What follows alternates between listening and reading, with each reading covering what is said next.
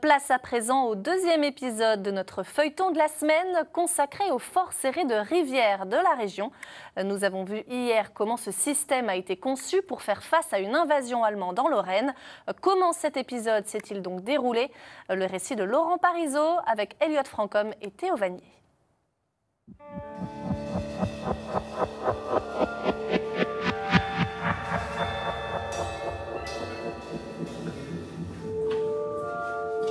C'est une véritable gueule cassée de la fortification.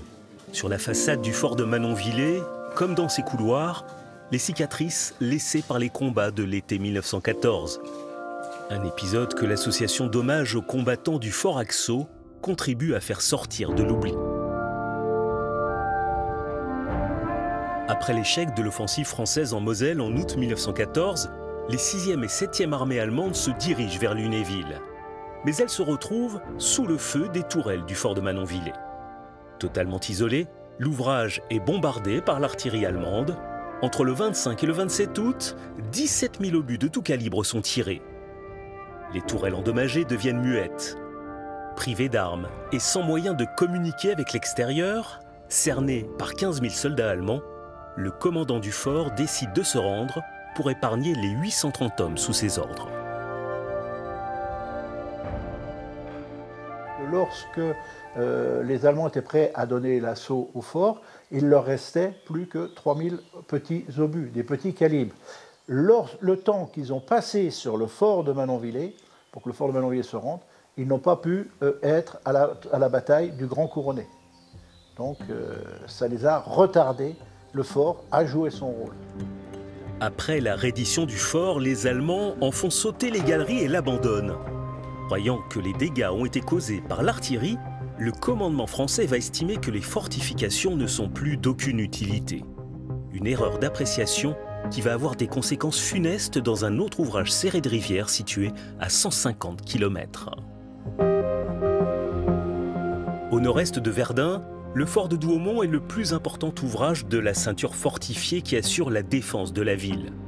Mais depuis août 1915, c'est une coquille vide.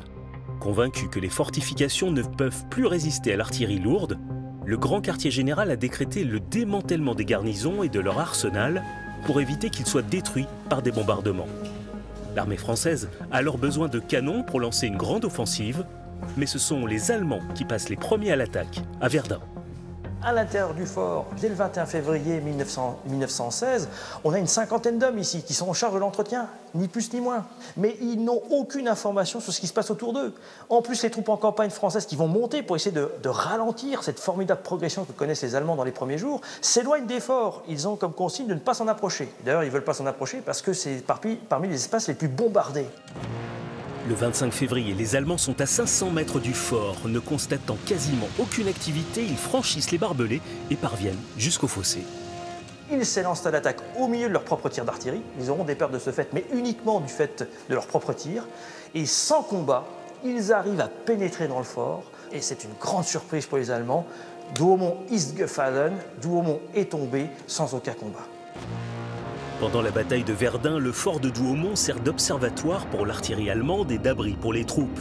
Pilonné par les canons français, il faudra attendre 8 mois et des dizaines de milliers de vies perdues jusqu'à ce qu'il soit repris.